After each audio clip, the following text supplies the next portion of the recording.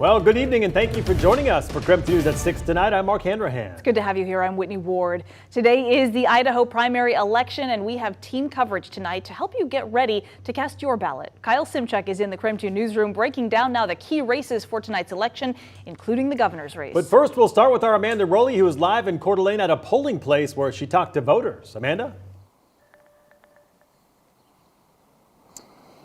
Yeah, Mark and Whitney, it's about 2 hours here left until the polls close, and we started to see quite a few more people make their way to polling places like this one here in Kootenai County. We're at the St. Thomas Center in Coeur d'Alene. We've seen a lot of people making this stop on their way home from work, and a lot of those voters are saying this is an important election for them. One mom told me that she was here with her 3 children with a 4th on the way, and she said it's her children's future that makes it important for her to vote. You know, it's such a privilege that we get to vote, and so it's really exciting to get to take my kids and show them what the democratic process is all about. Yeah, so. Kind of leading by example, aren't you? Yeah, absolutely. It's a privilege, isn't it, guys? It's pretty special, huh? Now, this mom told me it's also important that we have a free and fair election, which is why she was impressed by what the county has done to ensure the security of all the ballots here in Kootenai County, especially that 24/7 live stream of that ballot counting process that's on the Kootenai County Elections website. Now, if you are waiting to the last minute to cast your vote, you can still do that tonight. Now, what you need to know, again, we're going to be saying it all night, polls close at 8 o'clock. So if you need to vote, find your polling place. If you still need to register to vote, you can do that at your polling place. Just bring a photo ID and proof of residence. Amanda Rowley, KREM 2 News. All right, Amanda, thank you very much. And elections officials tell KREM 2 there's a lot of interest in Idaho's primary tonight. And one of the races drawing a lot of attention is the race, of course, for Idaho governor. KREM 2's Kyle Simchuk is live in the KREM 2 newsroom now with a preview of that race, which will determine who moves on to the general election in November. Kyle? Well, this race is so important because Idahoans will essentially decide if they want a traditional conservative to run the state or someone with more far-right extreme views. 7 other conservatives are trying to unseat Governor Brad Little, including Lieutenant Governor Janice McGeachin. She's been endorsed by President Trump and the Kootenai County GOP. McGeachin and Little have become bitter political rivals who have publicly feuded and criticized each other throughout most of the past 2 years.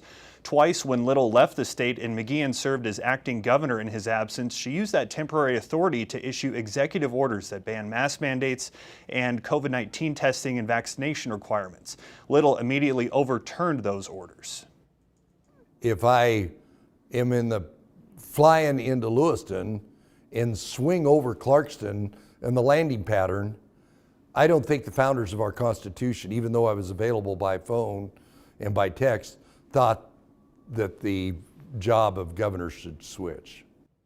Little is a third-generation Idahoan. He was a rancher and a businessman prior to serving in the Senate and as lieutenant governor. McGeachin is a former state representative. She and her husband own several businesses in the auto industry in Idaho Falls and Boise. She says she's running for governor to restore the principles that have made Idaho great: individual liberty, state sovereignty, and traditional conservative values. Now, this is the first time in Idaho state history that a sitting governor has been challenged by the lieutenant governor. Definitely a race we'll be keeping an eye on tonight. All right, Kyle, thank you very much. And as voters prepare to cast those ballots, many want to know what's going to happen to it after it leaves your hands. Preventing voter fraud is a top priority this year as ballots come in and the count begins. Now, this year, 8 counties out of Idaho's 44 will be chosen randomly for an audit to ensure that everything is in line. It's really important that the voter knows that their vote is important and that it's counted and it's secure. So if a county is selected for an audit, a team consisting of a Secretary of State, election employees, and Republican and Democratic appointed representatives will show up to complete the process. The starting point is a hand recount that validates the machine counted the ballots accurately. The tricky part is ensuring the audit is done in a timely manner, but still in an accurate manner. Teams have to make it across the state of Idaho to 8 randomly selected counties in order to deliver accurate election results as people are expecting them. But the Clerks Association in charge of the audit says this is something that they are ready for.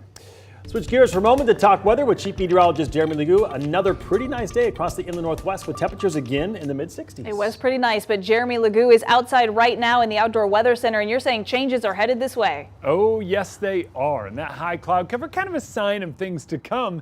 But right now I can see a couple of breaks of some blue sky out to the west. And that tries working its way in before the sun sets. But right now, it's 59. With those clouds, it's a little bit cooler of a 59 degrees. You move around the inland northwest and temps don't travel much. 58 in Coeur d'Alene, 59 up in Sandpoint. Central Washington, though, you're going to find temps a little bit warmer, up in the upper 60s this evening.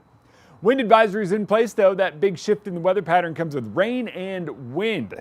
In addition to the wind, you get blowing dust in parts of central Washington. The blowing dust advisory is for visibility down below a mile, even a quarter of a mile at times. Keep in mind, it's not an all-day thing, but at times you might see visibility reduced, especially along Interstate 90. So that'll be something to watch out for tomorrow afternoon. When it comes to what's going on currently, well, we've got a little bit of cloud cover, and as you put things in motion, we clear a little bit and then more of it works its way in. We wind up seeing more showers start tomorrow morning, and those will take us through the middle of the day. By tomorrow afternoon, it's more scattered shower activity and a whole lot of wind. Because of the wind and the rain, temps don't drop too much tonight. We fall into the upper 50s before staying in the upper 40s, before staying in the 50s all day. All right, Jeremy, thank you very much. Today, Spokane Mayor Nadine Woodward and City Council member Michael Cathcart unveiled a new proposal to use the former East Central Library building as a precinct for police and behavioral health services. The idea is to increase the police presence in a part of town that officials say has seen an increase in crime while providing on-site services for those in mental health crisis. Several community groups say they're on board with the proposal, but others, including a council member, say they've been left out of the process. We're excited to be in the East Central neighborhood today to talk about a proposal to reuse the building behind me that has been a very welcoming community asset.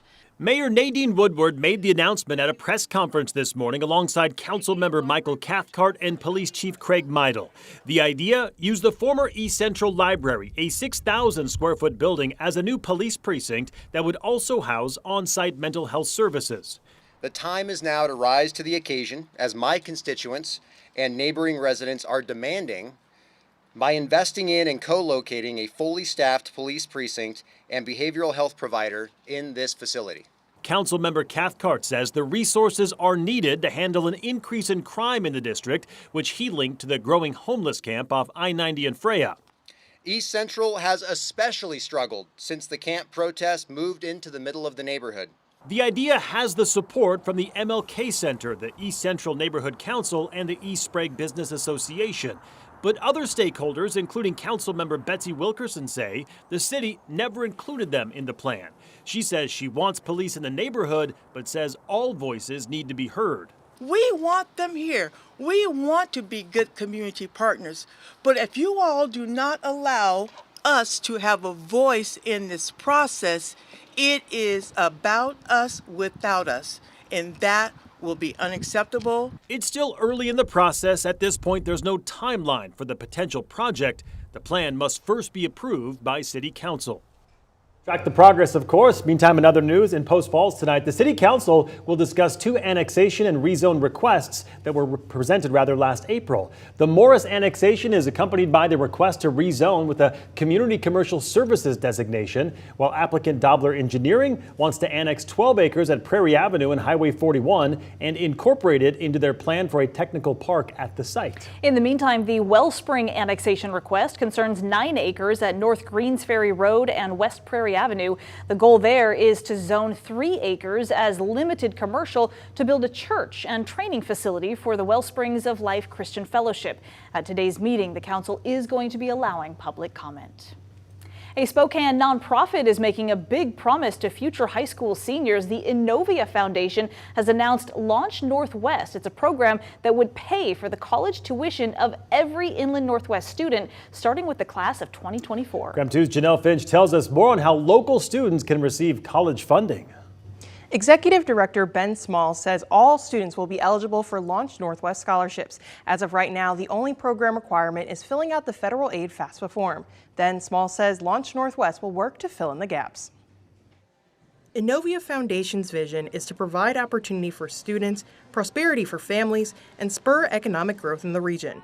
Officials believe the best way to achieve that vision is by paying for the college education of students across the region. We want to make sure that our young people have identified a pathway to their post-secondary success and that we've broken down the barriers along that pathway for them to get there. Launch Northwest will help cover college tuition for students after they receive other grants or scholarships. Ben Small, outgoing Central Valley School District Superintendent, serves as the program executive director. He says Launch Northwest will inspire students to pursue their goals without barriers. How much power does that give to families when a family can say, we have the capacity for our child to pursue something beyond high school? As a superintendent of a school district, as somebody who's worked in public education for 32 years, it's a powerful thing.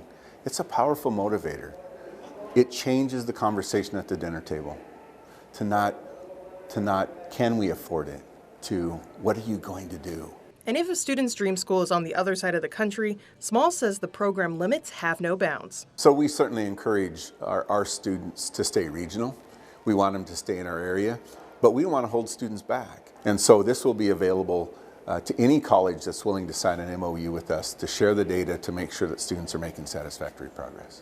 An MOU is a memorandum of understanding that universities sign to verify a student's progress while enrolled. According to Innovia's website, the program will cover 20 eastern Washington and North Idaho counties, a service area of almost 150,000 students. Small says the goal is to be ready to provide funding starting with the class of 2024. Right now, the Spokane County Commissioners and Washington Senator Patty Murray have allocated a combined $7.5 million to the program. The city of Spokane Valley and other businesses, donors, and foundations have also contributed money. Small says Innovia will continue to look for federal and local grants to create an endowed scholarship fund. Janelle Finch, KREM 2 News. All right, still ahead tonight, the County Humane Society is at full dog capacity. And after the break, we take a closer look at the dogs who are looking for a forever home.